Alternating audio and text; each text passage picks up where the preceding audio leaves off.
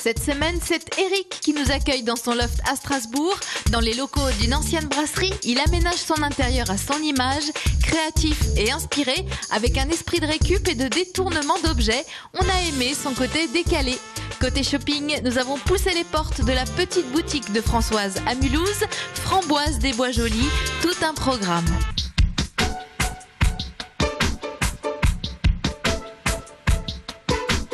Alors je découvre ton chez toi. Eric, c'est vraiment chez toi, ça pourrait être chez personne d'autre. Tu l'as vraiment façonné à ton image parce que c'est toi qui as presque tout fait ici. C'est ça, oui, effectivement, j'ai tout fait. Et alors c'est hyper original. Et il y a combien de mètres carrés? Pratiquement 300. Et puis j'aime bien ce cheminement que tu as fait là parce qu'il est tout en rondeur et tu nous emmènes en fait vers ta cuisine avec ce sol rouge. Il est fait en quoi? C'est du béton? Alors c'est du béton, c'est un béton teinté dans la masse et qui a été ciré. Ciré, un béton ciré fait maison. Fait maison, exactement. Tu es décorateur? Non, pas du tout. Je suis devenu décorateur avec le temps. Autodidacte alors? Autodidacte, tout à fait. Et alors cette cheminée, vous la verrez nulle part ailleurs, c'est toi qui l'as créée? Oui, c'est moi qui l'ai créée, effectivement. C'est de l'éthanol? Alors c'est de l'éthanol. Le bidon, je l'avais trouvé, je le trouvais sympa. Et puis ensuite, au bout d'une quinzaine de jours, l'idée est venue. Donc d'insérer les brûleurs à l'éthanol, ce qui permet d'avoir une flamme en plein milieu de la pièce. Et puis les cheminées à l'éthanol sont toujours super sophistiquées, très épurées, et là ça fait un côté décalé qui est extra.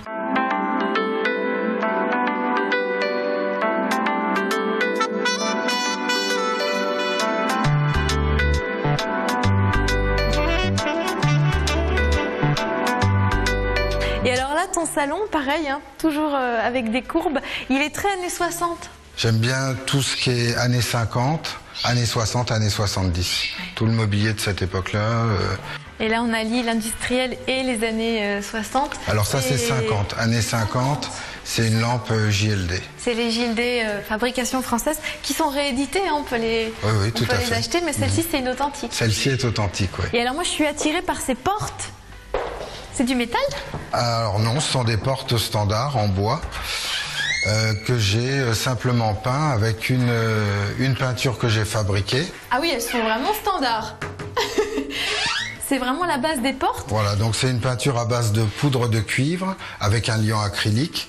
Et par-dessus, j'ai projeté un décapant pour faire la soudure. Et c'est comme ça que j'ai obtenu ce verre de gris qui est véritable.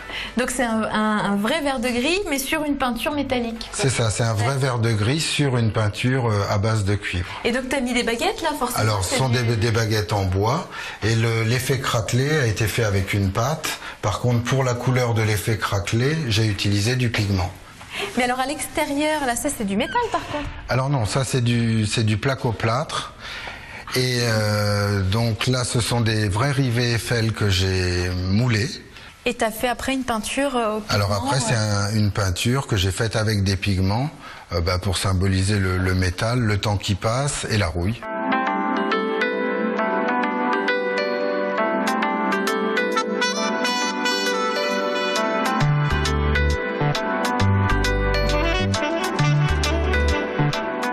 Elle est hyper décalée, sa cuisine. Ça, c'est beau, c'est un bilot de boucher?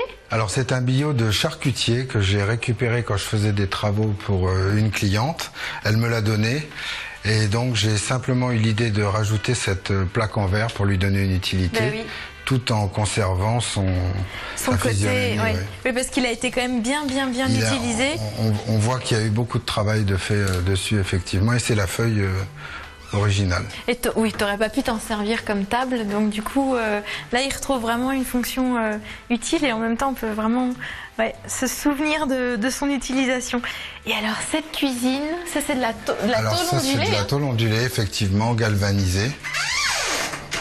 Donc, c'est simplement un habillage sur les placards. Sur les placards.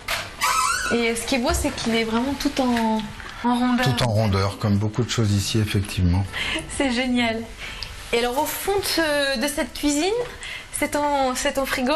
C'est mon frigo, enfin c'est un des frigos, parce que j'en ai un qui est plus récent. Celui-ci, effectivement, il est d'époque.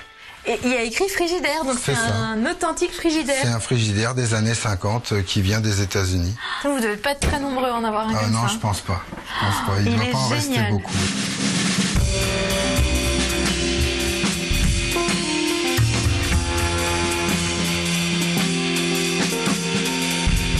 Avant que je me transforme en saucisse grillée, je vous emmène du côté de Mulhouse dans une boutique que je viens de dénicher qui est absolument adorable. Framboise des Bois Jolis, une bonne idée pour faire votre shopping déco de Noël.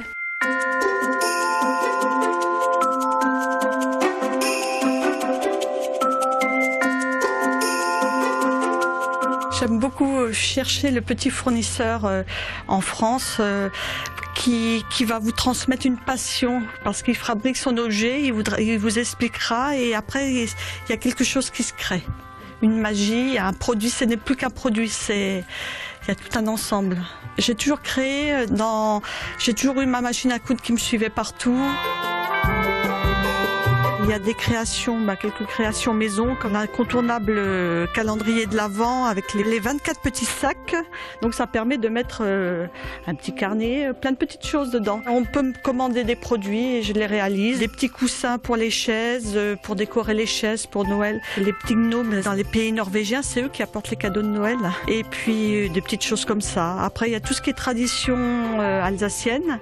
Alors c'est une société qui est à Colmar, Marino. Elle fait des produits traditionnels. Il y a l'image, on a tous collectionné d'ailleurs les images de pain d'épices de Père Noël ou de Saint-Nicolas quand on était jeune. Et donc c'est repris dans une façon un peu décalée. C'est plat, il y a quelque chose d'intemporel et puis en même temps qu'on voit pas partout. Et puis c'est Guy Unterreiner qui fait les dessins.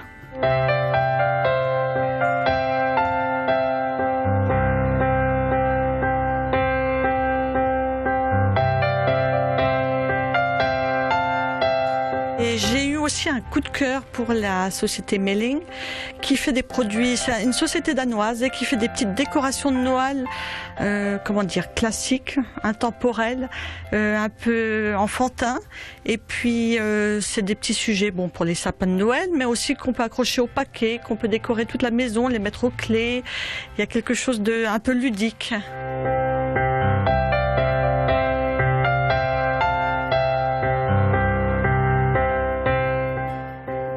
Alors à Mulhouse, je suis la seule à représenter Steiff. Société Steiff, c'est aussi le coup de cœur. C'est les créateurs du Nounours. C'est quelque chose d'important. En plus, c'est une société familiale, toujours familiale.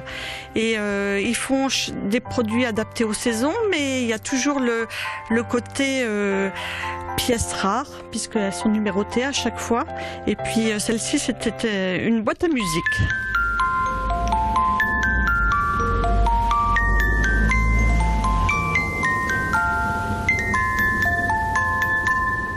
Les clientes qui ont franchi le pas de la porte sont devenues des amies. Donc le midi, on mange ensemble. J'ai ouvert la boutique il y a 4 ans. C'est intimiste. Et ça plaît à mes clientes. Elles fouillent, on discute pendant ce temps-là. Donc elles regardent et ça crée une atmosphère.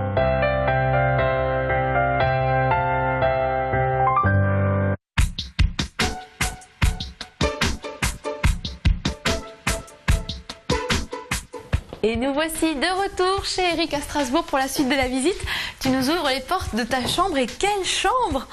Dis donc, c'est tout un poème. Qu'est-ce que tu voulais faire dans cette chambre? Je voulais faire quelque chose d'assez agréable, d'harmonieux surtout, où on s'y sent bien. Oui.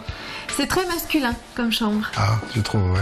Beaucoup de métal, beaucoup de bleu, des couleurs aussi très chocolat, très terre. Oui, bleu et chocolat et du métal, du cuivre, toujours du cuivre. Ça, c'est du cuivre qu'on a derrière nous. Donc ça, effectivement, ce sont des feuilles de cuivre que j'ai posées une à une pour donner cet effet d'écaille. Oui, on dirait, c'est un peu comme si c'était matelassé.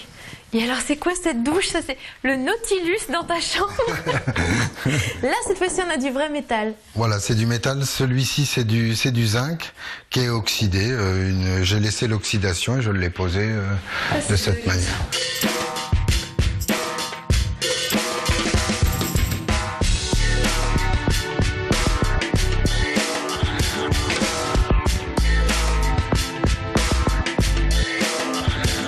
On va découvrir quand même ta salle de bain parce que tu as une vraie grande salle de bain, enfin grande, elle est de bonne taille. Et alors ce verre au mur, c'est vraiment surprenant. C'est quoi comme matériau? Alors c'est un stuc à l'italienne, c'est un stuc marmorino.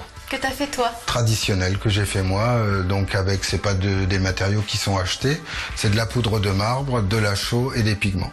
Et alors qu'est-ce que je vois là? Ça c'est un sèche-serviette fait maison? Alors ça, c'est un radiateur sèche-serviette en tube de cuivre et il est branché sur le réseau d'eau chaude de chauffage. Une excellente idée, ouais, du coup il y a l'eau chaude qui circule dedans et qui chauffe tes serviettes et il prend pas de place. En même temps, il prend pas de place, c'est pour ça que je l'ai fait, parce qu'il y avait très peu de place, donc il fallait pouvoir sécher un nombre de serviettes suffisant.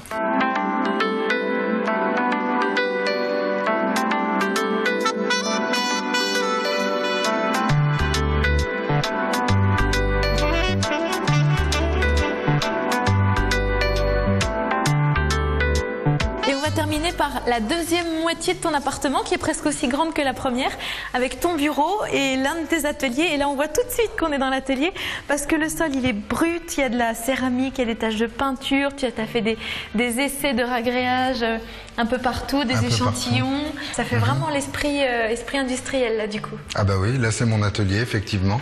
C'est là que je fais mes échantillons quand je prépare... que je fais des propositions pour certains de mes clients. Oui, parce que maintenant, tu as envie d'aller chez les gens pour leur proposer tes services. Alors, je vais chez les gens, je leur propose en fonction des lieux. J'aime bien tous les lieux qui sont atypiques.